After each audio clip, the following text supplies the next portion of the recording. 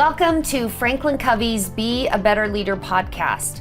I'm Jennifer Colosimo. I serve as the division president of our enterprise division at FranklinCovey, and I'm joined today by Marché Barney, one of our senior consultants and also one of the co-authors on a book coming out, I believe, in 2022 on change, deep expertise in change. Marché, thanks for joining us. Thank you so much. Very excited to be here. So what I'm hoping to talk about with you today, Marché, are reactions that different people have, different first reactions. And as a leader, we need to be able to be aware of, manage those automatic reactions. There's 5 we'll talk about, advantages and disadvantages. And I feel like if leaders know the common reactions, they know more about how to lead effectively. So what's the first automatic reaction? All right. So one of the first automatic reactions that people might have would be to move. And people who are apt to move when change is introduced, they're kind of excited. They are easy to motivate. They're not afraid of change. They are not change averse. They're ready to go. But one of the disadvantages of moving so quickly is the bias towards action can sometimes just have them to move so forward so quickly that they don't have all of the necessary information that they might have to really make good decisions. And they could sometimes move too soon towards certain actions. And another one of the disadvantages is sometimes they could leave others behind who aren't quite clear about the change or ready to move forward. So if I'm a leader and I know I have a bias to action mover, any 1 or 2 pieces of advice you'd give me? Yeah, it probably would be a good idea to ask the person who is just ready to go, what is it that they feel excited about? What are some of the things that they've experienced before? And are there any watch outs about moving forward so quickly? So the important thing is the very thing that you're asking, to be in communication about what's happening, even with the person who seems like they're ready to go. And not everyone is like that. So what's another possible first reaction? Yeah.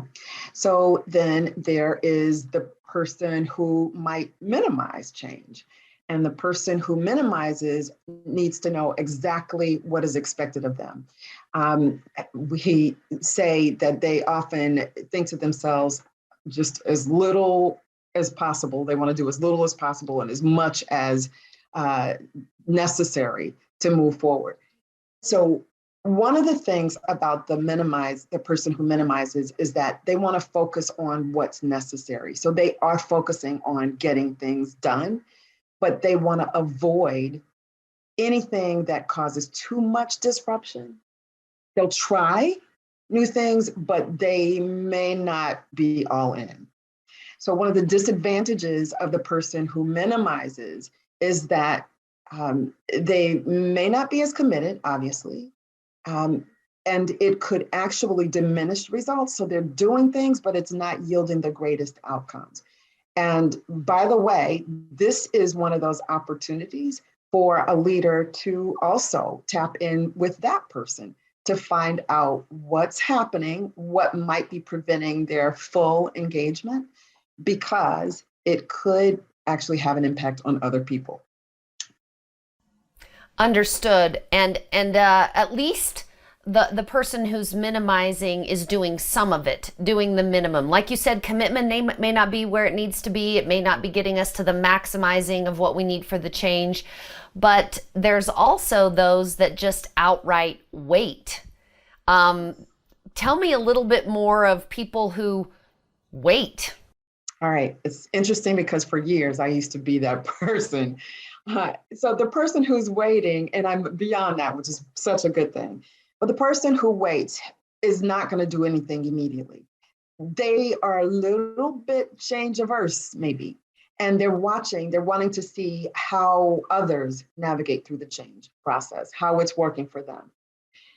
So what's good about a person who is waiting is it's not that they're not going to do it.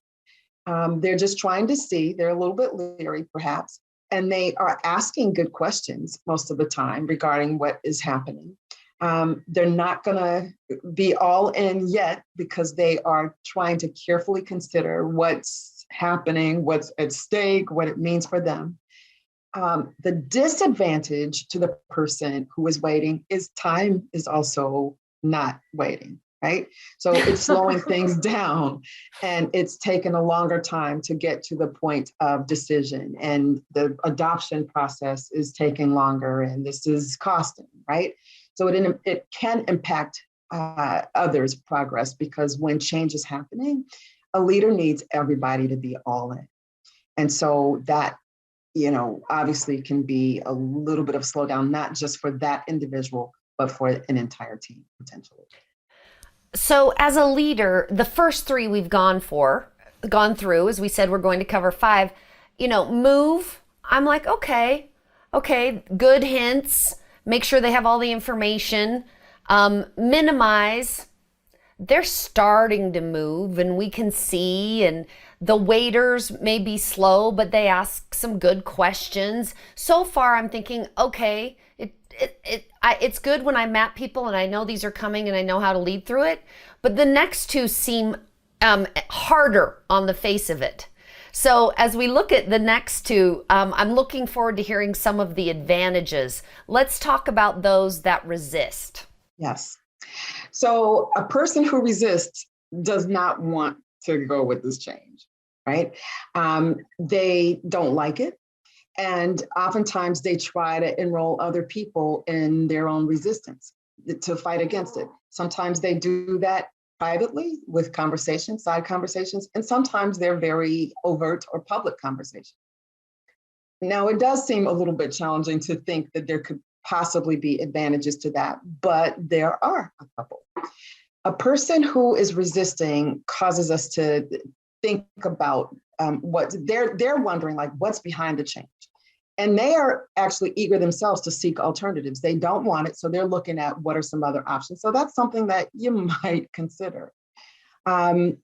Sometimes another thing that could potentially be positive about it is that they counterbalance our sometimes blind optimism as leaders, like, oh, this is going to work, so we're just moving straight ahead. And they're causing us to pause and think about some things that perhaps we haven't thought about or that we need to think about. Obviously, I love that. They can, because I think moving as a leader, moving toward even the types that look like, okay, there's no advantage to that. For you to say, well, but there's alternatives that may make it more effective, obstacles, some counterbalance. Obviously, it can also create some conflict. Any hints that you have for those that are in this category of resistance? Yes. So by now, there's the pattern that you're hearing, even with this, and that is so this is a little bit of shift in paradigms for us. None of them is really good or bad. Yeah. So it really is valuing every one of our team members and just getting some understanding about what's happening with them in the process.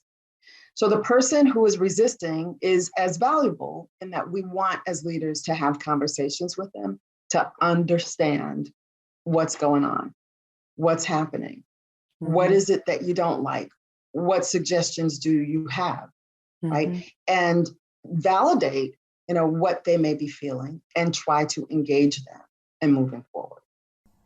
Very helpful. So let's move to the last one. I'm looking forward to the advantage here as well, Marché. Okay. So the last one is the person who just wants to quit. They don't want any parts of it. They want to opt out and just leave altogether. Now, there is something that it does not, it's maybe what we want, maybe what we do not want. So this is the part this is what we don't want. The quitter who actually stays and they disengage. We don't want that part. That's not so positive. But here's this advantage. Sometimes people decide that this honestly is not for them, right? And they opt out. The positive thing about that, or the advantage to recognizing and even talking to the person who quits, is recognizing maybe this is an early indication that the change has not been communicated as effectively as we thought or would like to it have been. The other thing is it could be an indicator of it being a deal breaker, something that we thought, this was something that would engage or we could get everybody all in on, but they're not.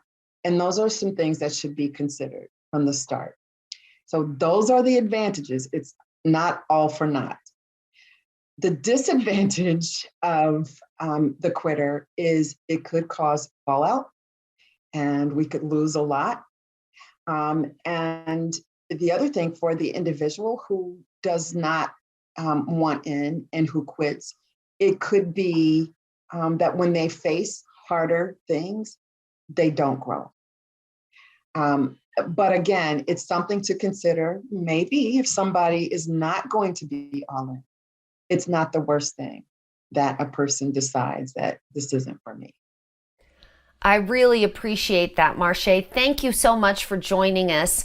And for our listeners, a couple things that I took out of Marché's conversation: these natural reactions to change aren't inherently good or bad. They're simply often an automatic. And as Marché mentioned, she's even changed over time as to her automatic. So very much appreciate that. When we get curious about our reactions and manage them thoughtfully, we can adapt rather than react. So as you think about your reactions to change as a leader, is there one that stood out for you as a common reaction? Are there reactions you've seen in your team? And what can you do about the advantages to those? Embrace change. Do what you can to avoid the disadvantages. For some helpful free resources on how to navigate change and turn uncertainty into opportunity, please visit us at FranklinCovey.com.